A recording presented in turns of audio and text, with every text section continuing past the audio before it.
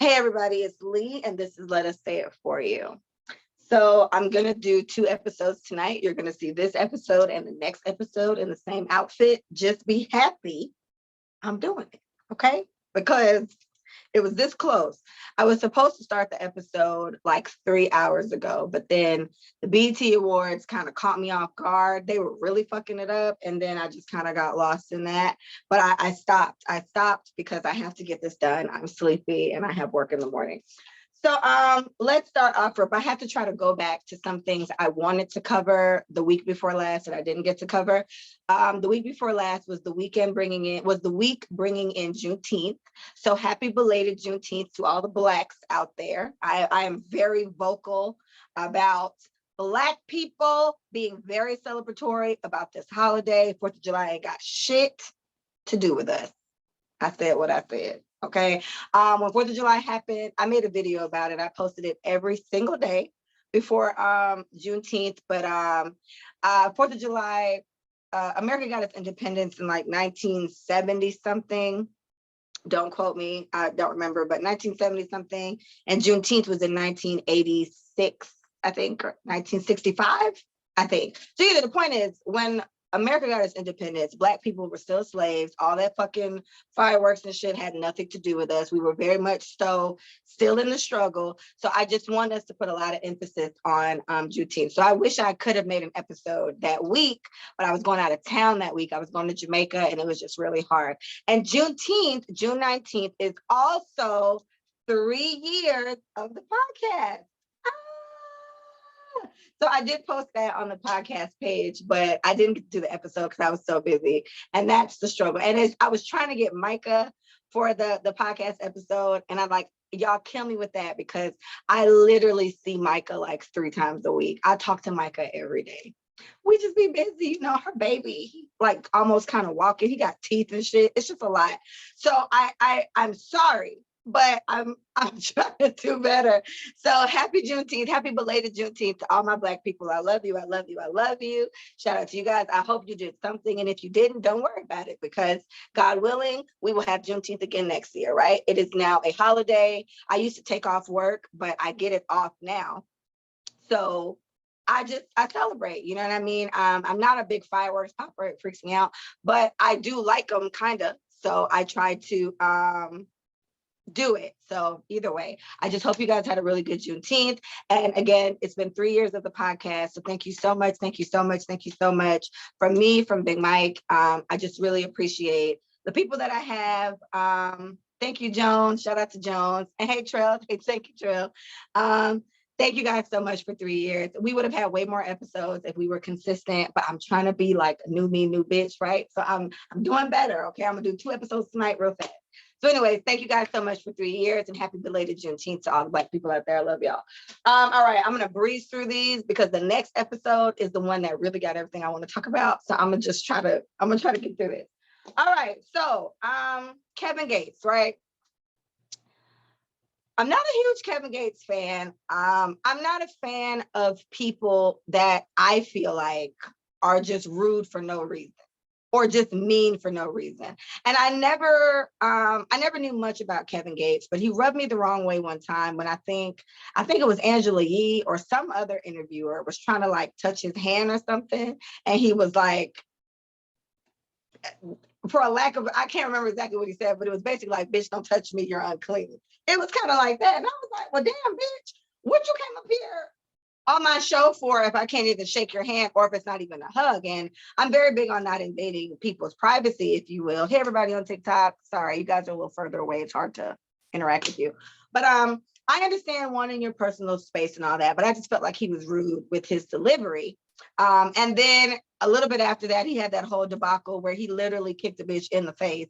And I believe she must have touched his dick or something. I don't remember. But I just feel like I'm not saying you should be sexually harassed, right? I'm not an advocate of that. However, you are a celebrity. And I used to always wonder, man, like when celebrities be right there singing or rapping, I used to wonder if people didn't grab their dick. I wouldn't grab no dick. But if I had a homegirl that wanted to grab his dick, I'd have been like, grab his dick and tell me what it's like. Right? I want to know, like, what Kevin Gates got, what anybody got. Either way, somebody must have touched his dick or something.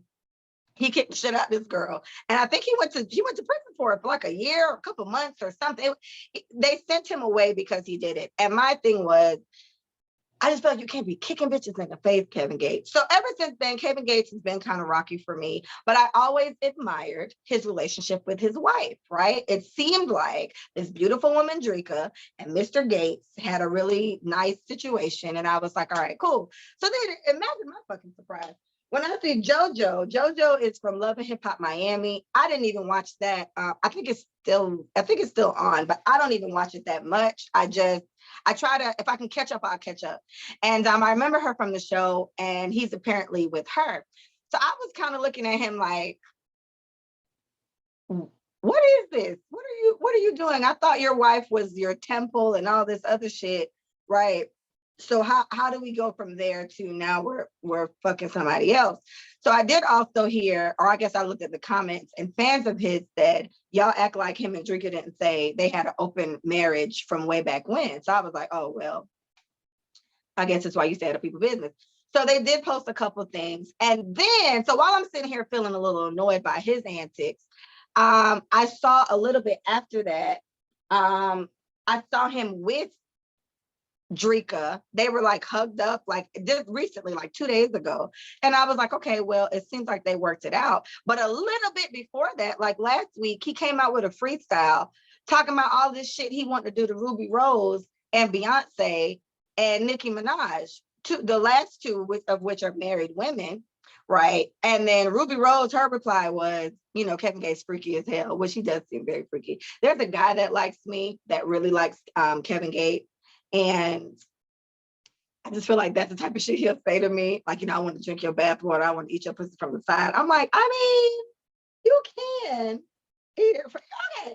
So whatever. But I was just like, this is so much. This is so extra. It just seems so disrespectful. And if you guys have watched even a couple episodes of the podcast with Micah or without Micah, I'm very big on respect. I want Black men to do us better. But imagine my fucking surprise preparing for this episode. It turns out Drika must have cheated on him with her fucking personal trainer.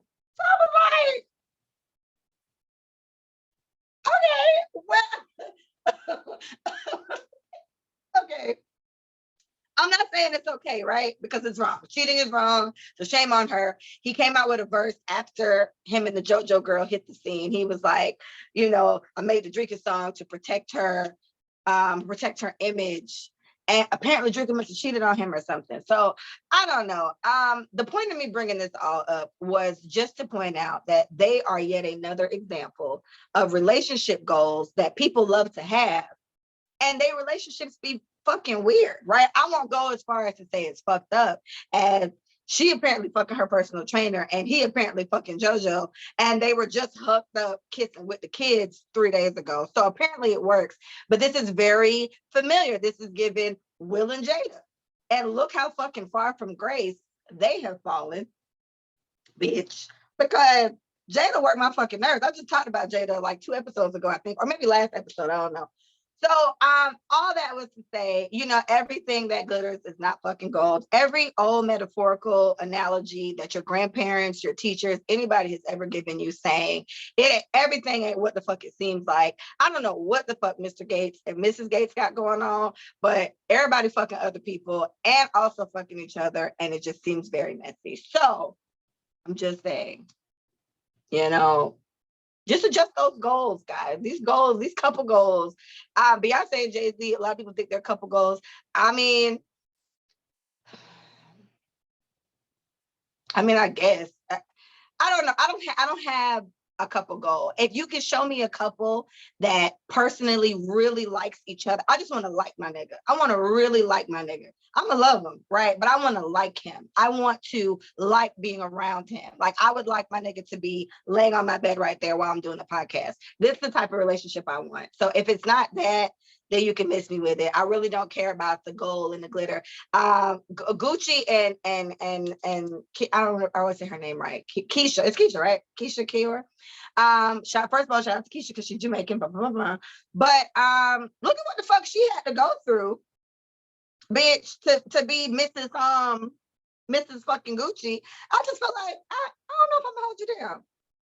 I got kids and shit. Like, I don't know if I'm gonna do all that. So everybody kind of wants the benefits of sitting in a tough situation like that, not really understanding what they got to go through. And I don't know, again, I don't know Mr. and Mrs. Gates' situation. I just know the bits and pieces I have. Like I said, I'm not a huge fan of the man, but this whole situation, I was ready to light him up. I was like, damn, you were talking about how she your queen, da, da, da, da. Now you putting her out. And then just to find out this apparently been fucking other people. So, I mean, hey, all that glitters isn't gold. Please be careful, wear condoms.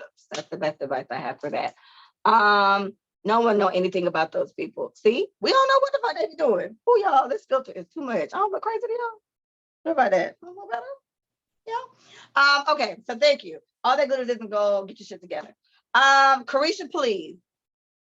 So Carisha Please got her show came out the week I was supposed to do this episode, which is what I'm talking about it. Let me just say, I am very, very, very proud of this bitch. I am very proud. As somebody who, I never rep Lauderdale, but I have been in South Florida for most of my life. I was born in Michigan. I grew up in Jamaica, and I spent most of my childhood, well, the latter of my childhood and all my adult life in South Florida. So I am from Lauderdale, I guess.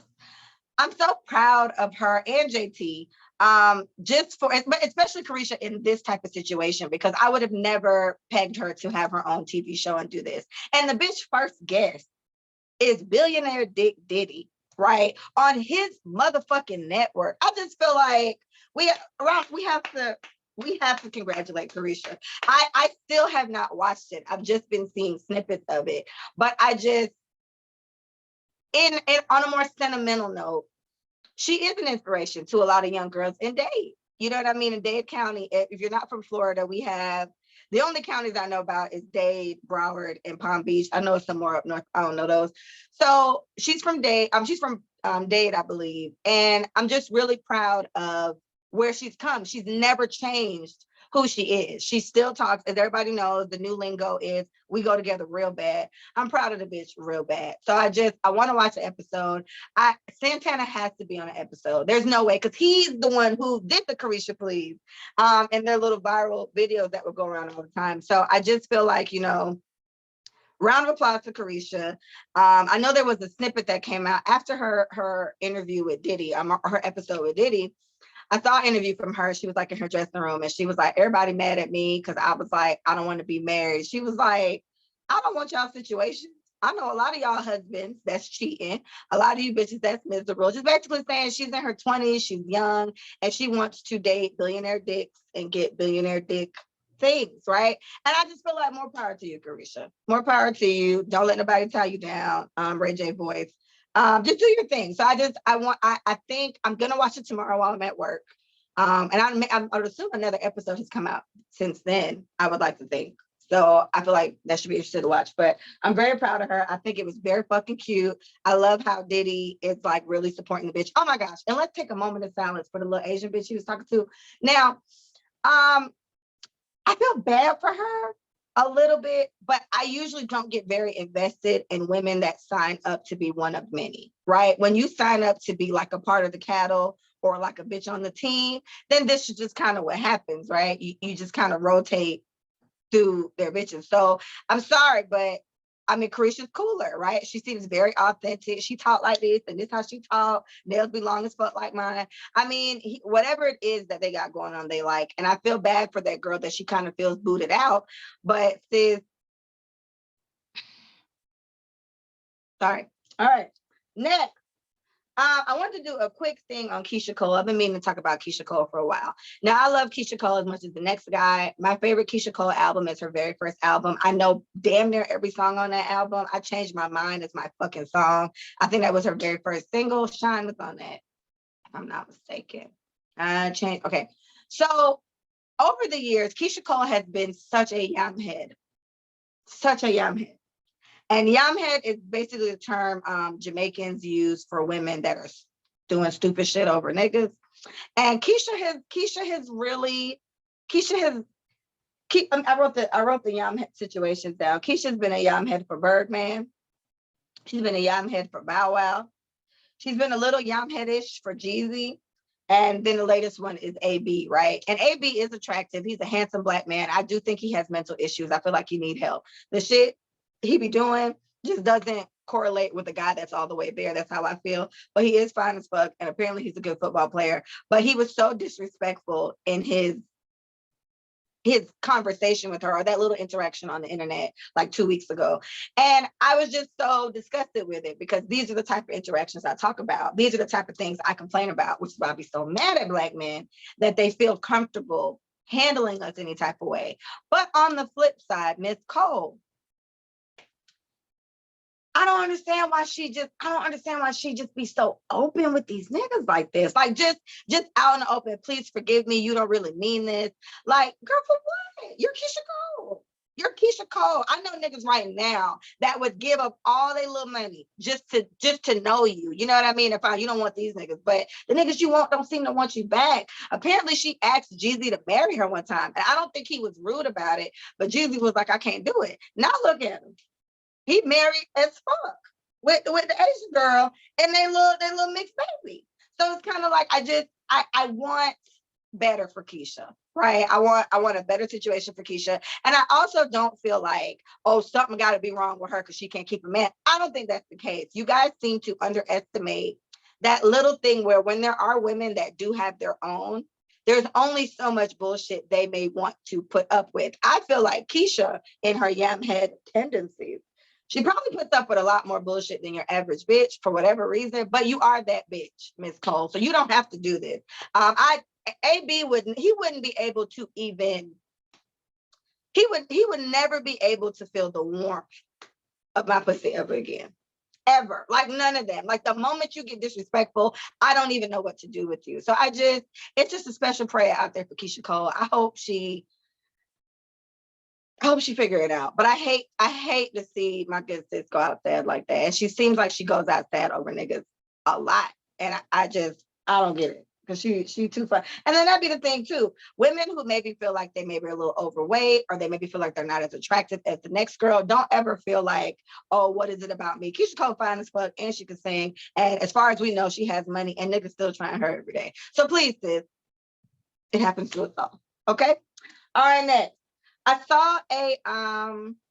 saw a video back then. It was a podcast. I should have wrote it down to quote it. But basically, it was this Black girl, and she was saying, she was on a podcast. I don't know if it was her podcast or she was a guest, but she said when men are not financially confident, they go to big girls instead of coming to small girls. And she was like, when they aren't financially confident, they feel like, okay, the big girl, because I guess in order to make up for the fact that she's big and nobody wants a big girl, right? That she does a lot more for him, or she'll pay more of the bills, or she'll cover. So with a big girl, a man thinks of help. She's going to help me take care of shit. Whereas a smaller girl, a man looks at us and thinks, oh, this is another burden I have to take on. I worry about my Black people when we're so loud and so wrong about stuff, right? And she didn't. I mean, you know, my disclaimer is I didn't watch the episode. I don't know the full context of what happened, but I do know that she said that little snippet, and that's what went viral, and that's what everybody's kind of clowning her for.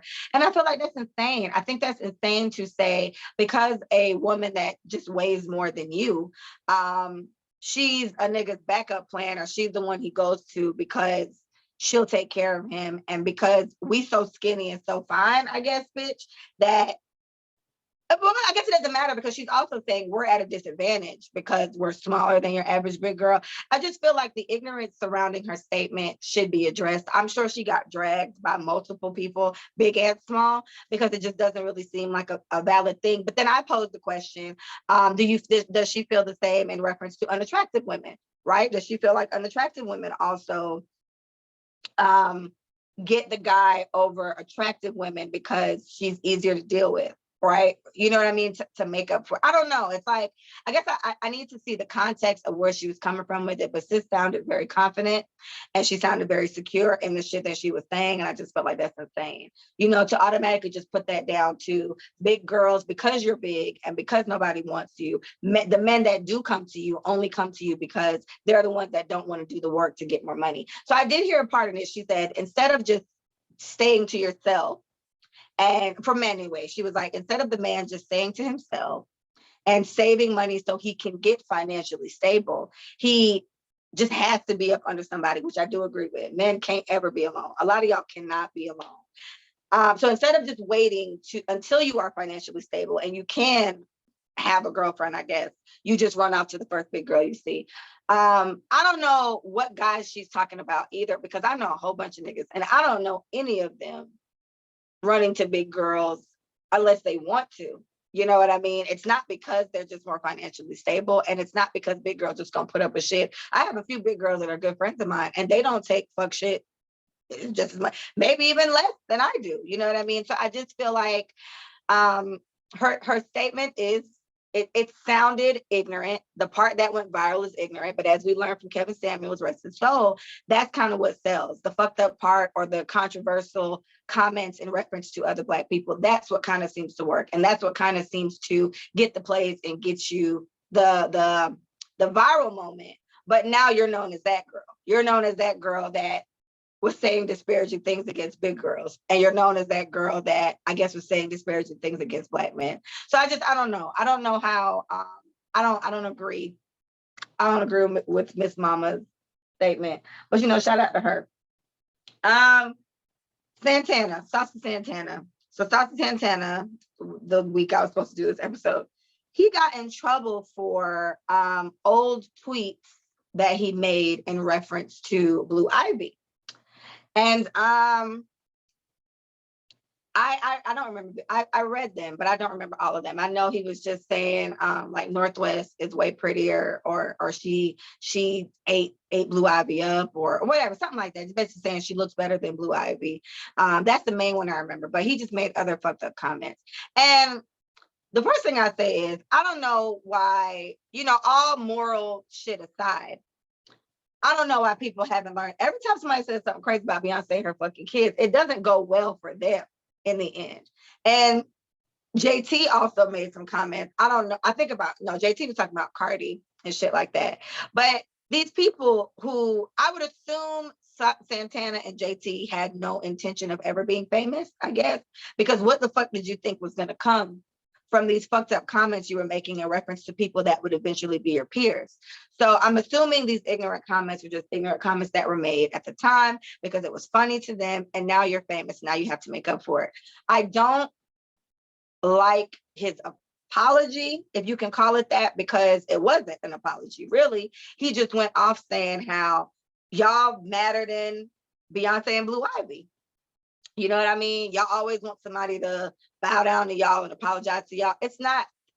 My thing is, I don't think that's what anybody wanted you to do. You just made fucked up comments about a kid, and they just want you to be a decent person and apologize in some type of way. And true, Beyonce probably doesn't give a fuck, right? Beyonce is used to people talking shit about her kid, but that's somebody's kid. That's crazy. And in his case, he's in the music industry, and Beyonce and Jay-Z are definitely at the top of this. You know, they may not be number one for most people, but they definitely top three in many cases. So to know that this is kind of his approach, and then I just think the way he handled when he was exposed by his comments, I think it was very distasteful. I just think he handled it in a very immature way, instead of just saying, you know what, the comments I made was fucked up and I shouldn't have done that, because that's essentially what it comes down to. I didn't watch the BET Awards in the beginning because it was on tonight, but I did see that he on social media, I saw that he performed. He performed in the beginning, and I know he did a couple shows after he got in trouble, and he did like the uh-oh dance and stuff like that. So I guess that was his way of trying to make light of his little fucked up comments. But either way, I just I don't know why celebrities do this. And a lot of celebrities now that weren't back then, they've made so many weird comments. Some examples I wrote down some. I know I mentioned JT already. Lil Nas X, I know, got in trouble for for some shit. I don't know what he said, but it was still weird comments. I think it might have been about Blue Ivy too, if I'm not mistaken. I don't know, but he made some fucked up comments too. And I guess we try to clear his up a little bit because he was younger at the time. Santana was definitely in his late 20s when he was talking shit. So, or early 20s when he was talking shit. So they felt like you were too old for that. I know Chrissy Teigen made a whole bunch. Chrissy Teigen is John Legend's wife. She made a whole bunch of fucked up comments. And I don't think sis has come back out at all since she made them fucked up. Not that I know of, but she was making weird comments, talking about fucking kids and just really weird shit. Weird shit. And I think that's kind of the thing about social media. They always say anything you post on the internet is never gone, it'll come back. And I'm sure we're all victims of it, but let's say I become famous 2 years from now, there will be no tweets of my past talking shit about kids. That's just never been my thing. There'll be no tweets of me saying, there'll be a few tweets of me saying so-and-so is lame and so-and-so isn't. And I'd stand by that shit if I became famous, but going around talking about kids is ugly and all that type of shit, I don't know what that is. And in the same breath, I'm so proud of Santana and how far he's come. It also reminds me of Carisha, since we're talking about him, because, they're very, very Dade. They're very Miami, right? Very South Florida. And they don't change any of that. And as somebody who lives in South Florida, it's refreshing to see them still be their authentic selves and go out there. But Carisha has somehow managed to stay on the better path of this. JT had a little flop and Santana did too. And if anything, it shows more about their character, which is fucked up, but it shows that you guys probably aren't. I don't want to say they're not the greatest people. I don't want to take it that far, but Carisha somehow managed to not get in trouble, as far as I knew, for talking shit about people when she wasn't famous. So I don't know why celebrities do that. And I guess that's a lesson for anybody. I know like 17,000 up and coming rappers. I know too many niggas want to rap. Just watch your mouth. Watch your fucking goddamn mouth. We talk about people's kids. It doesn't seem like much has stopped for Santana. He's still, like I said, he was just on the BET Awards tonight. But I know that's a thing for him. And I don't know. I don't know how it works in like celebrity world. If they have to like say something special to Beyonce or like kiss the ring or some shit. I don't know. Y'all remember when what's her name? What's Chris Brown's name? Karuchi. Y'all remember when Karuchi did it? Karuchi made that little joke on what's the fucking show? 106 & Park. And I didn't even watch 106 & Park anymore at that time. But all I know was she made a comment, something about Blue Ivy's hair, and they shut the fucking show down for like a week or some shit. Like, it was crazy. So I don't know why people keep fucking with the Carters. Apparently they're they have hands and stuff, or people just respect them so much that they do have hands and stuff. And I hope that this doesn't fuck up anything for Santana, but I wish he just showed a little more humility in the situation. I did see some things, him saying, I was younger then, I'm a grown ass man now, I would never say that. But then somebody must have posted, like, I think Blue Ivy went out with Jay-Z like the next night or like 2 nights later. And somebody asked him, what do you think about Blue Ivy's hair tonight? And he was like, basically it was given, it was lit. And it was like, Santana, all right, babe, I'm not gonna argue with you. So with Santana luck, I hope that didn't fuck it up. All right, last thing for this episode. Monique apologizes to D.L. Hughley.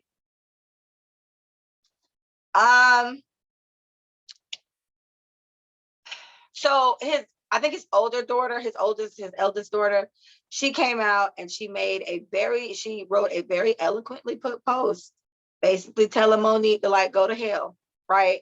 And saying, you're a nasty human being, you're this, you're that. Monique's reply to that was very, very nice. It was very, yes, queen, and whatever. I would love the opportunity to come on your father's show and talk to your family and so on and so forth.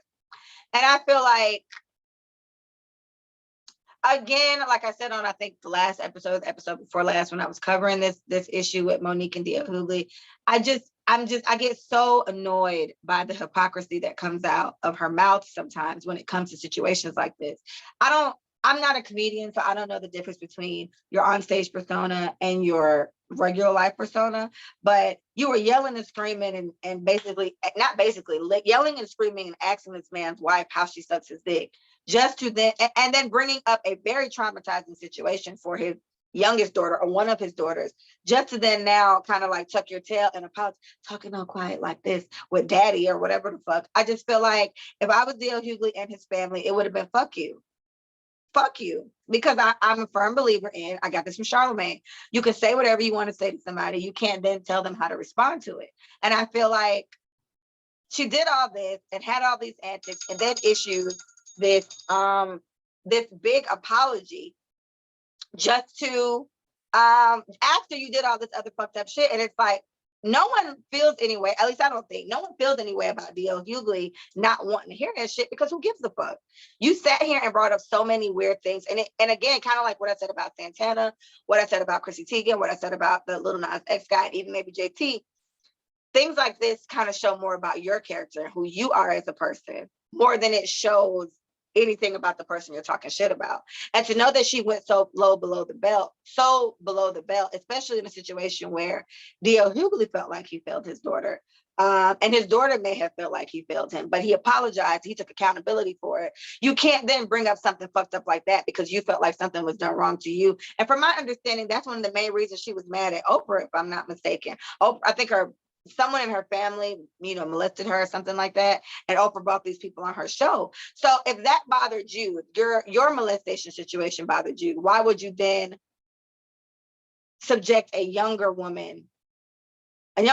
woman to the same type of uncomfortable situation because you mad at her daddy? I just feel like it was very piss poor. And I think her apology came more so with kind of what I said on the episode I did about her. No, I don't see who's gonna want to in their right mind work with Monique after this. You get what I'm saying? She's always had a reputation of being difficult to work with and being problematic. And all you did by coming out and saying all this fucked up shit is reaffirming that you are what everyone said you were. And the apology just seems like something everyone does after they get in trouble and they need to kind of cover their background. That's what the fuck it seems like to me. So I think D.L. Hughley said, I don't know what his response was after she apologized, but I do know after he saw, after his daughter wrote whatever, he said, "You'll never be on my show. I will never have you on here. I don't want you anywhere near my family." And he's not wrong. I know my homegirl was telling me that D.L. Hughley is a bit of an asshole himself, and a lot of things he did to Monique, or he did a lot of things or said a lot of fucked up things in reference to Monique. And my thing is, I'm not doubting that he didn't, but like I said, in the last episode that I referenced this, Monique should have handled it better. I don't know who's around her. Every time I see weird shit like this, I just feel like your team isn't strong enough, because somebody around you should have told you, sis, this is not the way.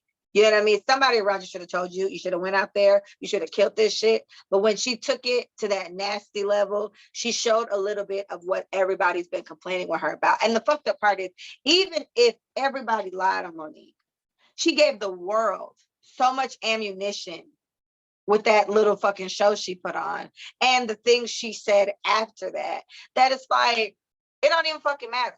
You know what I mean? It doesn't even fucking matter because you just showed us enough with your antics. So shout out to the Hughley family. I definitely feel like it is what it is. I wouldn't have much to say to her ass either. And I cuss a lot. So it would have been, girl, fuck you.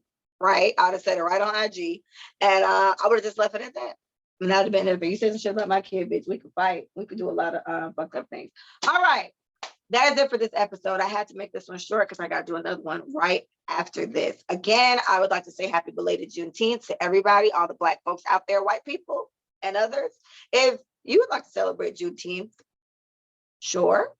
We appreciate it. Welcome. Just know that this is a celebration for the Blacks and the fact that we finally got freedom after that. So thank you. If you'd like to join, if you don't care about it, that's fine too. You have 4th of July and we have Juneteenth. And I would also like to thank everybody so much for 3 years of the podcast. It has been delightful. This is very therapeutic for me as somebody who likes to run her mouth. It's been very nice to talk, and for whatever reason, people like to listen to me. So thank you guys so much for listening for 3 years. I'm doing my episodes to catch up, so I'm right on point. I've been doing good and not missing any episodes. So thank you guys so much for listening. I appreciate it. Please follow us at Let Us Say It For You on IG. Let Us Say It For You on YouTube. Let Us Say It For You, Just the You on Twitter. I did good that time. See? Thank you guys so much for listening. Thank you. Goodbye.